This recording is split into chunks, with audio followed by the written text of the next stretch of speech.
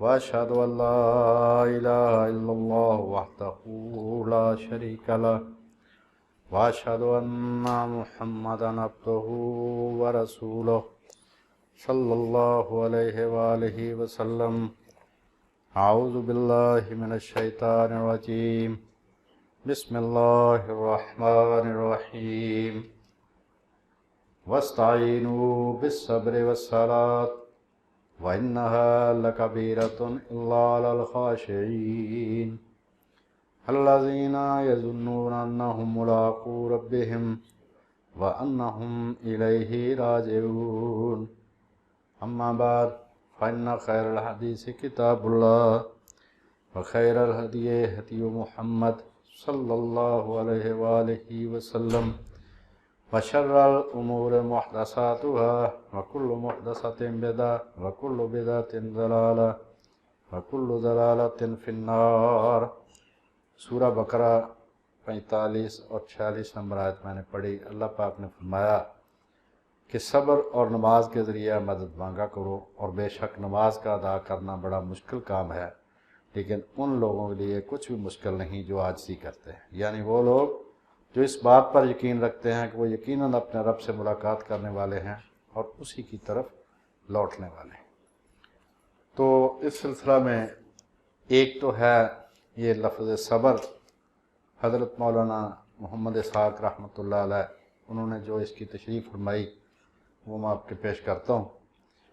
آپ نے فرمایا کہ صبر اور نماز کا کیا تعلق ہے کہ دونوں کو اکٹھا کیا گیا. عام طور پر صبر کا مفہوم صرف مصیبت پر صبر کرنے کو کہا جاتا ہے، اس لیے یہ بات سمجھ میں نہیں آتی کہ قرآن مجید میں نماز کو صبر کے ساتھ اور صبر کو نماز کے ساتھ کیوں جوڑا گیا ہے، جبکہ قرآن مجید میں حقوق اللہ اور حقوق العباد کو ایک لفظ صبر کے ذریعے بیان کیا گیا ہے. اس لیے قرآن مجید کی سورہ الفرقان جو 25 نمبر سورت ہے، اس کی آیت نمبر 75 میں جنت عطا ہونے کا سبب سارے نیک اعمال کی تفصیل بیان کرنے کی بجائے صبر کو قرار دیا. پورے کا پورا دین اس ایک لفظ صبر میں پوشیدہ ہے. صبر کیا ہے؟ اصل میں عربی زبان میں باندھنے کو کہتے ہیں. جس جانور کو باندھ کر عرب لوگ تیر اندازی کیا کرتے تھے اس جانور کو مسبورہ کہتے تھے، یعنی باندھا ہوا، جکڑا ہوا.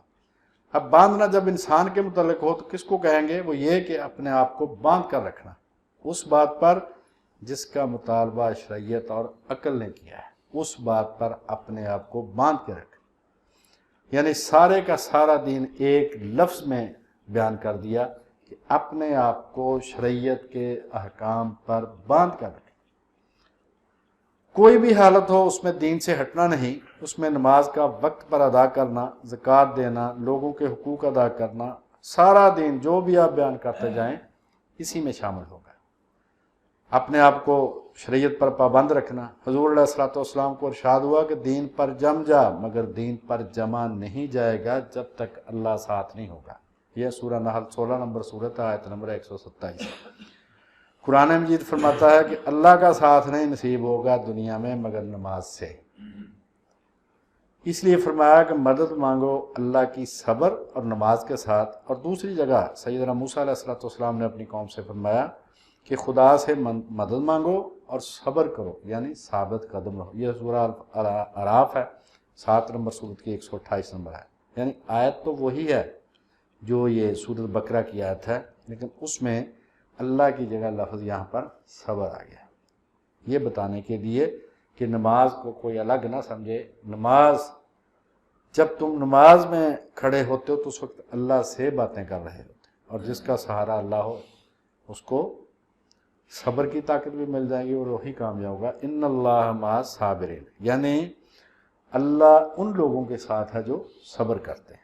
اور عقائد میں سرا جو ہے سب سے چوٹی کی بات وہ توحید ہے، اور اعمال میں سب سے چوٹی کی بات نماز، اور یہ دونوں دین کی بنیادیں ہیں.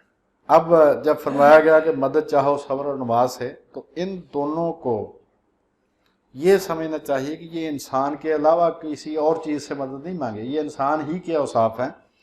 لہٰذا اس حد سے کسی غیر اللہ سے جو الگ وجود رکھتا ہے اس سے مدد مانگنے کا جواز نہیں نکالا جا سکتا. کیونکہ مدد جب کسی سے مانگی جاتی ہے تو وہ ماورائے اسباب مدد ہوتی ہے. اگر اسباب کے تحت اس کو مدد نہیں کہتے.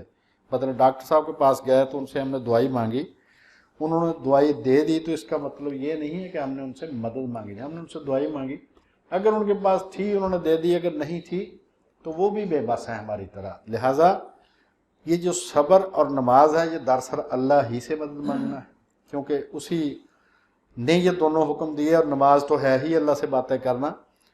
تو یہ جو صبر ہے اس کے بارے میں قرآن مجید میں جو دوسری جگہ اللہ پاک نے فرمایا, یہ سورہ کہف ہے 28 نمبر آیت ہے, وَاصْبِرْ نَفْسَكَ مَعَ الَّذِينَ يَدْعُونَ رَبَّهُمْ بِالْغَدَاوَةِ وَالْعَشِيِّ يُرِيدُونَ وَجْهَهُ. اے رسول کریم علیہ السلام, آپ ان لوگوں کے ساتھ اپنے آپ کو روکے رکھیے, یعنی ان لوگوں کے ساتھ مستقل رہیے جو اپنے رب کو صبح و شام جو اللہ سے دعائیں کرتے ہیں اور اس کی رضا طلب کرتے ہیں. یعنی جو ہر وقت اللہ ہی سے, صبح شام کا مطلب یہ ہے کہ ہر وقت وہ صرف اللہ ہی سے دعا کرتے ہیں اور اسی کی خوشی طلب کرتے ہیں, اسی کو خوش کرنے کی کوشش کرتے ہیں. تو آپ ایسے لوگوں کے ساتھ رہیے, یعنی ان سے آپ جدائی اختیار نہ کریں. ان لوگوں کی بڑی قدر ہے اللہ کے نزدیک.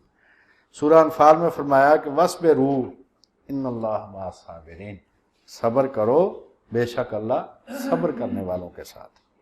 سورہ آل عمران میں فرمایا کہ وَاللَّهُ يُحِبُّ الصَّابِرِينَ, اللہ صبر کرنے والوں سے محبت رکھتا ہے. اور صبر کا میں نے بتایا کہ پورے کا پورا جو دین ہے اس پر اپنے آپ کو پابند رکھنا, یہ ہے صبر. اس سے مراد جو کام کہے گئے وہ کرنے, جو جن کاموں سے منع کیا ان سے رکنا, یہ بھی صبر ہے. تو دونوں قسم کا صبر مطلوب ہے کہ جو کام فرمایا گیا کہ یہ کرنے ہیں وہ کرنے پر اپنے آپ کو پابند رکھنا, اور جن کاموں سے منع کیا گیا ہے ان سے اپنے آپ کو روک کر رکھنا, یہ صبر ہے. پھر آگے اللہ پاک نے فرمایا کہ وَالَّذِينَ هَاجَرُوا فِي اللَّهِ مِن بَعْدِ مَا ظُلِمُوا. تو یہ آیت ہے سورہ نحل کی 41 اور 42 نمبر. اس میں اللہ پاک نے فرمایا کہ جن لوگوں نے کافروں کا ظلم سہنے کے بعد اللہ کے راستے میں ہجرت کی, ہم ان کو دنیا میں اچھا ٹھکانہ دیں گے اور آخرت کا اجر تو بہت ہی بڑا ہے. کاش یہ لوگ اس بات کو جان لیتے. یعنی جو لوگ یہ کام نہیں کر رہے کاش وہ بھی اس کو جان لیتے, سمجھ لیتے. یہ وہ لوگ ہیں جو صبر کرتے ہیں اور اپنے رب پر توکل کرتے ہیں. اس سے آیت سے یہ معلوم ہوا کہ صبر کے ساتھ توکل بھی ضروری ہے. اللہ پر بھروسہ کرنا, جو بے صبری دکھائے وہ اللہ پر توکل نہیں کرتا. سورہ آل عمران 120 نمبر آیت, اس میں فرمایا کہ اگر تم صبر کرو گے اور اللہ سے ڈرتے رہو گے تو دشمن کی کوئی تدبیر تمہیں نقصان نہیں پہنچائے گی. سورہ آل عمران کی 125 آیت میں فرمایا کہ اگر تم صبر کرو اور تقوی اختیار کرو, یعنی اللہ سے ڈرو. اللہ نے جن کاموں سے پرہیز کا حکم دیا ہے ان سے پرہیز کرو, اور کافر تم پر جوش کے ساتھ حملہ کریں تو تمہارا رب تمہاری مدد کے لیے 5000 نشان لگائے ہوئے فرشتے بھیج دے گا. سورہ آل عمران 125. یعنی صحابہ کرام رضوان اللہ علیہم اجمعین کو فرمایا اگر تم صبر کرو اور اللہ کا تقوی اختیار کرو, یعنی اللہ سے ڈرتے رہو, تو اللہ اس وقت تمہاری مدد کے لیے 5000 فرشتے بھیجے گا جنہوں نے فوجی وردیاں پہنی ہوں گی, نشان لگے مصومین. جب کافر تم پر پورے جوش کے ساتھ حملہ کرے. اس کا ہم نے ایک نظارہ ابھی اپنی آنکھوں سے دیکھا کہ انہوں نے صبر کیا. اصل میں یہ 15-20 ہزار ہی تھے, تو ان کی کیا حیثیت ہے لاکھوں کی فوج کے سامنے, جن کے پاس دنیا کا لیٹسٹ جو جس کو کہتے ہیں اسٹیٹ آف دی آرٹ اسلحہ, جدید ترین اسلحہ, ان کے سامنے 15-20 ہزار لوگوں کی کیا حیثیت ہے. تو اللہ نے فرشتے بھیجے, اللہ نے مدد دی. سورہ لقمان میں 17 نمبر آیت ہے, تو اس میں لقمان نے اپنے بیٹے سے کہا گیا بیٹے جو مصیبت تم پر پہنچے اس پر صبر کر. صبر کرنا بڑی ہمت کا کام, یہ کوئی چھوٹی موٹی بات نہیں ہے, یہ ہر آدمی کے بس کی بات بھی نہیں ہے. تو جو صبر کرتا ہے وہ بڑے حوصلے والا آدمی ہوتا ہے, کیونکہ یہ جو انسان ہے اس کے بارے میں سورہ المعارج 19-23 آیت میں فرمایا گیا کہ بے شک انسان بہت بے صبرہ پیدا کیا گیا، یعنی انسان بہت جلدی دل چھوڑ دیتا ہے۔ اور بات بھی صحیح ہے کہ ہمارے ارادے، خیالات اور خواہشات تو لامحدود ہیں، لیکن جو ہمیں آلات ملے ہیں، جسم ملا ہے، صلاحیت ملی ہے، وہ بہت کم ہے۔ تو جب ہماری وہ خواہشات پوری نہیں ہوتی، ہمارے کام پورے نہیں ہوتے، ہمارے مقاصد حاصل نہیں ہوتے، تو ہم دل چھوڑ دیتے ہیں۔ تو فرمایا بے شک انسان بہت بے صبرہ پیدا کیا گیا، جب تکلیف پہنچتی ہے تو شور شرابہ کرنا شروع کر دیتا ہے اور گھبرا جاتا ہے، اور جب آرام و آسائش اور مال و دولت سے بہراندوز ہوتا ہے تو بخیل بن جاتا ہے اور ہاتھ چھوڑ دیتا ہے۔ مگر ہاں، نمازی جو اپنی نماز ہمیشہ پابندی کے ساتھ ادا کرتے ہیں وہ ایسے نہیں ہوتے۔ یعنی یہ جو پہلی جو صفات ہے یہ کافروں کی صفات، کہ جب کافر انسان کو تکلیف پہنچتی ہے تو وہ شور شرابہ مچانا شروع کر دیتا ہے، جب اس کو آسائش پہنچتی ہے تو عیاشی کرنا شروع کر دیتا ہے۔ تو یہ جو سورۃ البقرہ ہے 153 نمبر آیت، اس میں فرمایا یہی آیت دوبارہ یہ کہ یا ایھا الذین آمنوا استعینوا بالصبر والصلاۃ ان اللہ مع الصابرین، یعنی یہ الفاظ کے فرق کے ساتھ دوبارہ بھی اللہ پاک نے فرمایا۔ سورہ رعد اس میں فرمایا کہ عقل مند وہ لوگ ہیں جو اپنے رب کی رضا حاصل کرنے کے لیے صبر کرتے ہیں اور نماز ادا کرتے ہیں۔ جب آدمی نماز ادا کرتا ہے تو اس کا اللہ تعالیٰ سے مسلسل رابطہ رہتا ہے۔ 5 نمازیں جس نے پڑھنی ہیں، تو جو بزرگوں نے فرمایا کہ جب اللہ سے باتیں کرنی ہو تو نماز پڑھو، جب اللہ کی باتیں سننی ہو تو قرآن مجید پڑھو۔ اب جب ایک آدمی کو مصیبت آ گئی، کوئی پریشانی آ گئی، وہ جب نماز میں کھڑا ہوتا ہے اور اس کو یہ بھی پتا ہو کہ بھائی اللہ رسول کی طرف سے کوئی پابندی نہیں کہ تم دعا اپنی زبان میں نہ کرو، ان کی طرف سے اجازت ہے کہ یہ قرآن مجید اسی طرح پڑھنا جیسے اتارا گیا ہے، باقی کسی چیز کی کوئی پابندی نہیں۔ یہ جو فقہاء ہیں، علماء، وہ بتاتے ہیں کہ اگر کسی نے سر جھکا دیا ہے، ایک تسبیح بھی نہیں پڑھی، اسی طرح زمین پر سر رکھ دیا، ایک تسبیح نہیں پڑھی، اس کا سجدہ بھی ہوگا، اس کا رکوع بھی ہوگا، یعنی یہ سارے سنت کام۔ لہٰذا جب نماز میں وہ آدمی کھڑا ہوتا ہے اس کو بہت ساری پریشانیاں ہوتی ہیں، وہ آدمی جب رکوع میں جائے، سجدے میں جائے، اس وقت وہ اپنی زبان میں اپنی ساری حالت پیش کرے، اپنی درخواست پیش کرے، تو کیا جب وہ سلام پھیرے گا اس کا دل کا بوجھ ہلکا نہیں ہو جائے گا؟ اس کو تسلی نہیں ہوگی کہ میرے رب نے میری ساری بات سنی؟ اور رب بھی وہ جہاں پر ایک ہی دروازے سے ہر ضرورت پوری ہونی، جس کو ون ونڈو آپریشن کہتے ہیں، تو ایک ہی دروازے سے ساری ضرورتیں پوری ہو جائیں گی۔ تو آدمی کو چاہیے کہ رسول کریم علیہ السلام کی جو سنتیں ہیں، وہ ان میں سے ایک سنت یہ کہ آپ نماز کے اندر دعا کیا کرتے تھے۔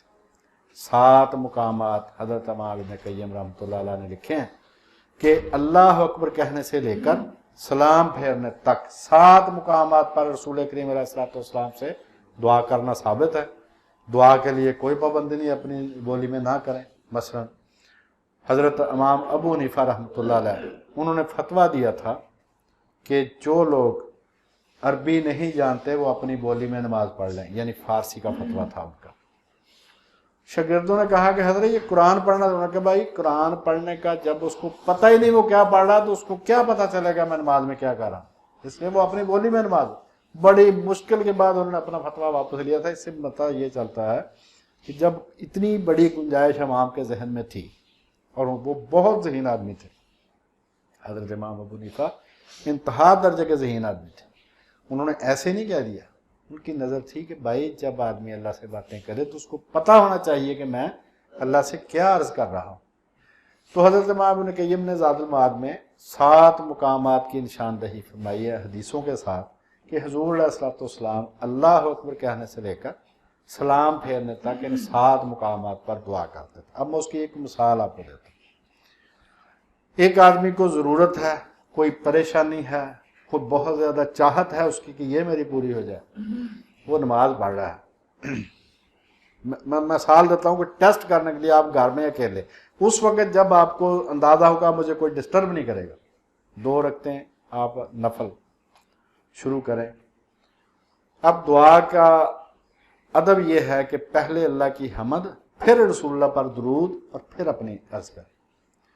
اب اس نے سجدے میں سر رکھا، اس کو پتا ہے کہ مجھے کوئی ڈسٹرب نہیں کرنے والا، مجھے کوئی دیکھنے والا نہیں ہے، اور جس سے میں بات کر رہا ہوں وہ میری ساری باتوں کو سمجھ رہا ہے، سن رہا ہے، قبول کر رہا ہے۔ اور یہ جو قبولیت ہے اس کے بارے میں بھی سمجھ لیں کہ جو بھی آپ عمل کرتے ہیں وہ آپ کا قبول ہے، اس بارے میں کبھی پریشان نہیں ہونا۔ یہ شیطان کا سب سے بڑا ہتھیار ہے کہ وہ آدمی کو شک میں ڈال دے کہ پتہ نہیں تیری نماز قبول ہے کہ نہیں۔ شک سے وہ کفر تک لے کے جاتا ہے۔ اس کا علاج صرف یہ ہے کہ آپ نے جو کچھ بھی عمل کیا، بلکہ آپ یوں سمجھیں کسی آدمی نے حج کی درخواست دینے کا ارادہ کیا، کسی آدمی کے پاس پیسے بھی نہیں ہیں، اس کے ذہن میں آئے کہ اگر میرے پاس پیسے ہوتے تو میں حج کرتا، اللہ نے حج اس کو لکھ لیا ہے۔ اب وہ جب پرفارم کرے گا تو اس کے گناہ اس کے بڑھیں گے اس کی خلوص نیت کے حساب سے۔ تو جب آپ نماز پڑھنے کے لیے چلتے ہیں تو آپ کی نماز لکھ لی گئی، آپ بے فکر رہیں، آپ کی قبول ہی قبول ہے، ہر نیک عمل آپ کا قبول ہی قبول ہے۔ صرف یہ کہ اگر اس کو آپ نے رسول اللہ کی سنت کے مطابق کیا، اگر آپ نے اس میں خلوص دل سے کیا، ریاکاری نہیں ہے، تو پھر اس کے وہ درجے بڑھیں گے، جو کم از کم 10 گنا ہے، زیادہ سے زیادہ 700 گنا، اور پھر اللہ پاک فرمایا کہ میں اس سے بھی زیادہ دے سکتا ہوں، واللہ واسع علیم۔ 700 گنوں کا کہہ کے فرمایا کہ واللہ واسع، اس سے زیادہ بھی میں اجر دے سکتا ہوں، ایک کھجور کو کے پہاڑ کے برابر میں واپس کروں گا پال پال کے۔ اب اعمال جو ہیں، میں نماز میں جو دعا ہے وہ میں انشاءاللہ بتاتا ہوں۔ جتنے بھی اعمال ہیں ان کے بارے میں آپ نے یہ 3 سٹیپ ذہن میں رکھنے ہیں۔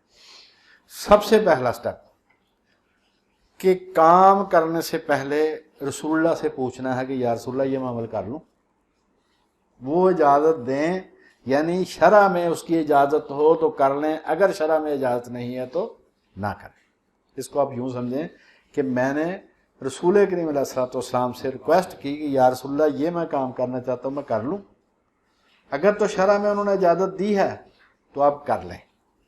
پھر میں دوسرا سٹیپ یہ پوچھوں کہ یا رسول اللہ اس کو میں کیسے کروں،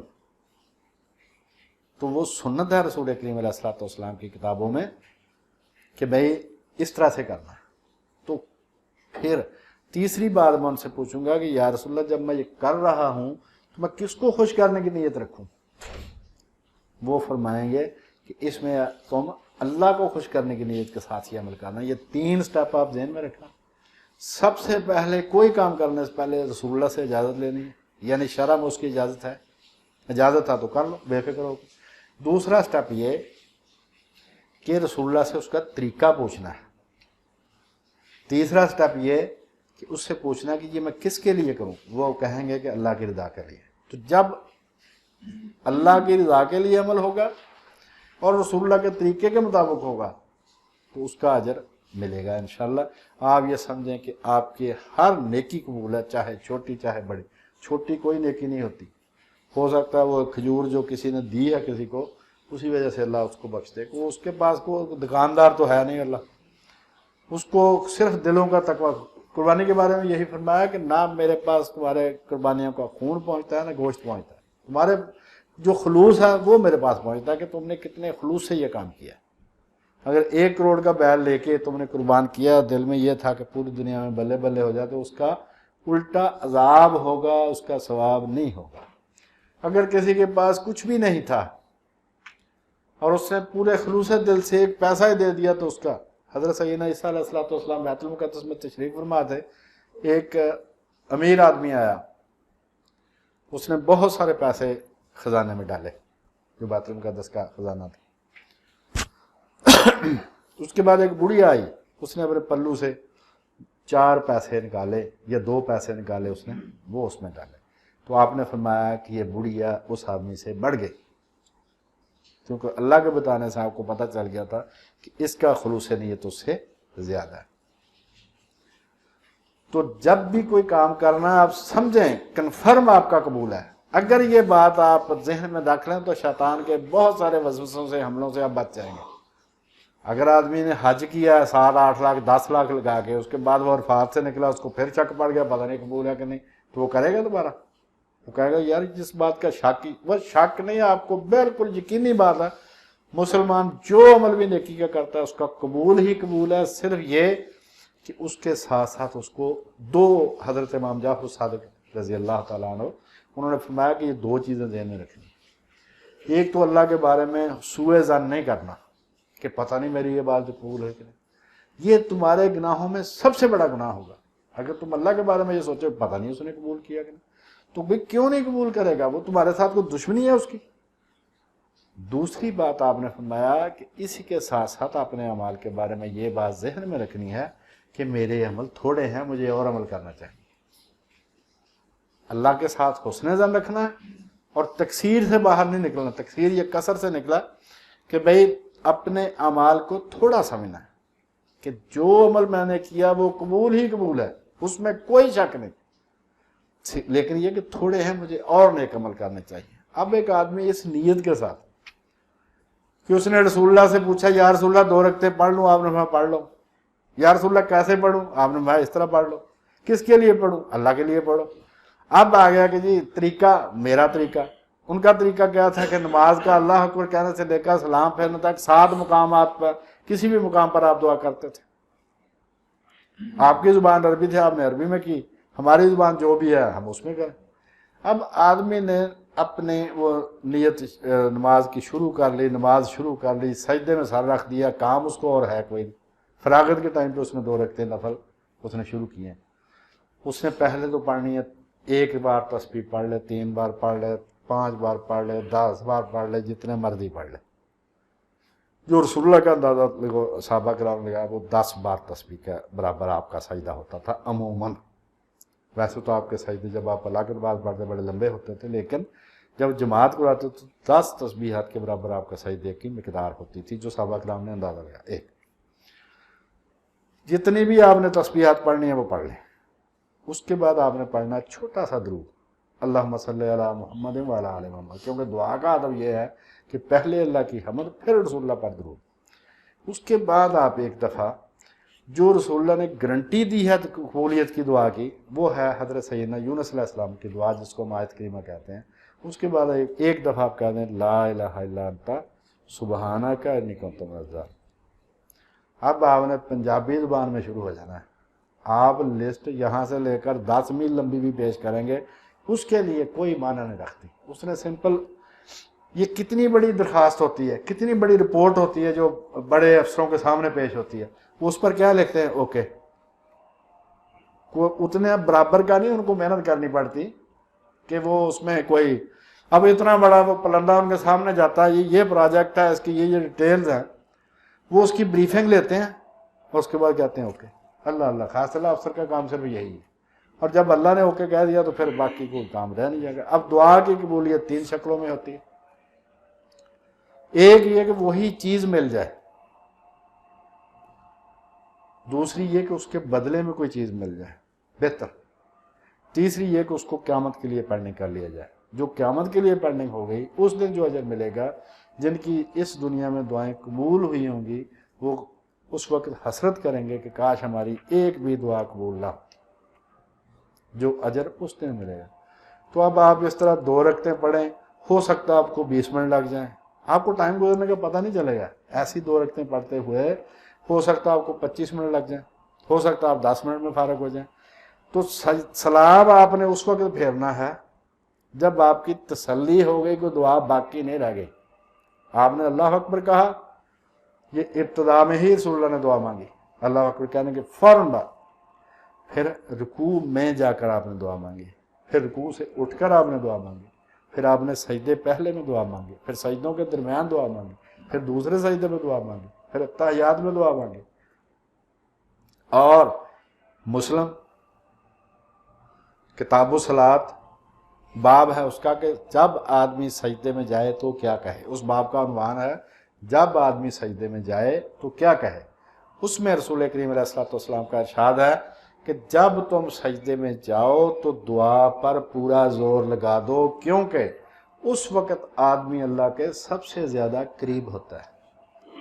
اب بات یہ ہے کہ جب آدمی نے کسی کے قدموں میں سر رکھ دیا، اس سے آگے وہ کیا کرے گا؟ مطلب یہ کہ صرف کمی ہے تو ہم میں ہے، ہمارے خلوص میں ہے. ہم کو چاہیے کہ ایک دفعہ صرف ٹیسٹ کرنے کے لیے 2 رکعتیں ایسی پڑھ لیں اس کے بعد یہ جو فرض نمازیں ہیں اس میں بھی آپ کو پریکٹس آہستہ آہستہ ہو جائے گی. آپ فرض نمازوں کے سجدوں میں پڑھ سکتے ہیں, سنتوں کے سجدوں میں بعد میں پڑھ لیں اگر مولوی صاحب ٹائم نہیں دیتے تو, کیونکہ مولوی صاحب کے لیے یہ ہے جاب, ان کی یہ ڈیوٹی ہے, اور جو پیچھے کھڑے ہوتے ہیں ان کی یہ عبادت ہے. تو جس نے 5 دفعہ نماز پڑھانی ہے نا, یہ دنیا کا سب سے مشکل کام ہے. ایک آدمی بتا رہا تھا کہ ہمارے مولوی صاحب چھٹی پر گئے, انہوں نے مجھے کہا یار 4-5 دن نمازیں پڑھا دینا. کہتا مجھے سمجھ آ گئی کہ کتنا مشکل کام ہے. جب آپ صرف 2 رکعتیں اس طرح کی پڑھ لیں گے, اس کے بعد آپ پھر یہ جو نماز کے بعد دعا اس کی آپ کو گنجائش ہی نہیں ملے گی. باتیں تو آپ نے ساری کر لی جب آپ حاضر تھے. جب آدمی اسلام پھیرتا تو دربار سے باہر آ جاتا ہے, جب آدمی اللہ حکم کہتا تو دربار میں حاضر ہو جاتا ہے. اب آپ افسر کے سامنے ہیں, 1 ونڈو آپریشن ہے, اس کے پاس ساری طاقت ہے, اس کے پاس ہر چیز ہے, آپ مانگتے جاؤ. آپ تھک جاؤ گے, اللہ نہیں تھکے گا قبول کرتے ہوئے, کیونکہ وہ کہتا ہے کہ دعا کرو, جو دعا مجھ سے نہیں کرتے ان کافروں کو میں دردناک عذاب دوں گا. جو دعا نہیں کرتا اس کو کافر کہا اللہ نے. تو دعا سے مراد یہ نماز کے بعد جو اجتماعی دعا یہ نہیں ہے, یہ ثابت نہیں ہے. بہرحال آپ صرف 2 رکعتیں ایسی پڑھیں. اور بعض دفعہ آدمی کے دل میں آتا ہے کہ جی پتہ نہیں قبول ہے کہ نہیں, اس کا میں نے حل بتایا کہ یہ شیطان کا بہت بڑا ہتھیار ہے. آپ نے اس کے چکر میں نہیں آنا. وہ جو مرضی آپ کو کہتا ہے, آپ کا وضو ٹوٹ گیا تھا, آپ کا پیشاب نکل گیا تھا, آپ کی ہوا خارج ہو گئی تھی, جو اس سے کہو میں نے بے وضو پڑھی, چل جا جو کرنا کر. مولانا اشرف علی تھانوی کے استاد تھے مولانا محمد یعقوب صاحب, وہ فقہ پڑھاتے تھے دیوبند میں. وہ کہتے ہیں کہ یار میں اتنا تنگ آ گیا اس کے وسوسے کہ میں ادھر وضو کر کے چل رہا. میں نے, اس نے کہا نہیں یہ تیرا تو وضو نہیں ہوا. ایک دن میں نے کہا کہ میں نے بغیر وضو پڑھی بھائی, اس کے بعد مجھے نہیں وسوسہ آیا, کیونکہ اس نے کوشش کرتا ہے وہ چکر دینے کی. وہ چکر میں آ گیا ٹھیک ہے, نہیں چکر میں آ نہ سے. تو یہ جو ہے کہ اللہ پاک نے فرمایا کہ نماز اور صبر سے مدد لو. یہ اللہ ہی سے مدد مانگنے کا ذکر ہے. نماز میں جب آپ, صبر سے مراد میں نے عرض کی کہ پورے دین کے احکام پر اپنے آپ کو پابند رکھنا, یہ ہے صبر. جو کام کہے ہیں دین نے وہ کرنا, جن سے روکا ہے ان سے رکے رہنا, اس کو صبر کہتے ہیں. ایک لفظ میں پوری شریعت پورا دین ہے. نماز سے مدد لینا, آپ نے 2 رکعتیں الگ کہیں. جب آپ کو پتا ہے کہ مجھے کوئی ڈسٹرب نہیں کرے گا, آپ نے آج ہی یہ ٹیسٹ کرنا ہے رات کو کہ عشاء کے فرض پڑھ لیں آپ مسجد میں, اس کے بعد اکیلے اپنے کمرے میں جا کر آپ کو بعد میں پتہ چلے گا کہ آپ کا آدھا گھنٹہ گزر گیا, 25 منٹ گزر گیا, 10 منٹ لگے آپ کو. تو آپ نے ہر سجدے میں اور تحیات میں, رکوع میں, آپ نے اپنی لسٹ گنواتے جانا, چاہے اس کو بار بار ریپیٹ کرتے جائیں, وہ آپ سے تنگ نہیں آئے گا. وہ آپ پر خوش ہوگا کیونکہ اس نے حکم دیا ہے مجھ سے دعا کرو میں قبول کروں گا. اور یہ آیت کعبہ کے پردے پر لکھی ہوئی ہے غلاف پر کہ مجھ سے دعا کرو میں قبول کروں گا. اور وہاں پر جو لوگ دعا کرتے ہیں وہ اسی آیت کو پڑھ کے اس کو بتاتے ہیں کہ تو نے خود کہا ہے لہذا تو قبول کر. تو جو وہاں نہیں جا سکتے تو یہاں پر بھی تو وہی خدا ہے, وہ اتنا ہی قریب ہے جہاں پر جتنا وہ وہاں پر قریب ہے. تو ایک دفعہ صرف اس کے ساتھ تعلق بنا کر دیکھیں, آزما کر دیکھیں, وہ انشاءاللہ تعالیٰ کسی کو مایوس نہیں کرے گا. اور اس سے مانگ کر کوئی محروم رہا ہی نہیں. محروم وہ رہتا ہے کہ اگر اگلے کے پاس ہی کچھ نہ وہ آدمی اسے مانگتا جائے. وہ کہتا ہے کہ میرے پاس لامحدود ہے. سیدنا موسیٰ علیہ السلام, یہ کوئی کتابی بات نہیں, سنی سنائی حکایت ہے بات سمجھانے کے لیے, کہ انہوں نے ایک دفعہ کہا کہ یا اللہ میں تیرے خزانے دیکھنا چاہتا ہوں. اللہ پاک نے کہا میرے خزانے یہ نہیں کہ میں نے کہیں صندوقوں میں ڈال کے رکھے ہوئے ہیں, میرا حکم میرا خزانہ ہے, میں نے کہنا ہو جائے وہ ہو جائے گا. That's all. تو اللہ تعالیٰ سے دعا ہے کہ اللہ تعالیٰ ہمیں نماز اور شریعت کا پابند بنائے. اللہ تعالیٰ خود سے مانگنے کی توفیق عطا فرمائے, اور کل مسلمانوں کی جتنی بھی جائز دعائیں ہیں وہ قبول و منظور فرما کر ان کی مشکلات اور پریشانیوں کو خوشیوں میں بدل دے. وما لنا الا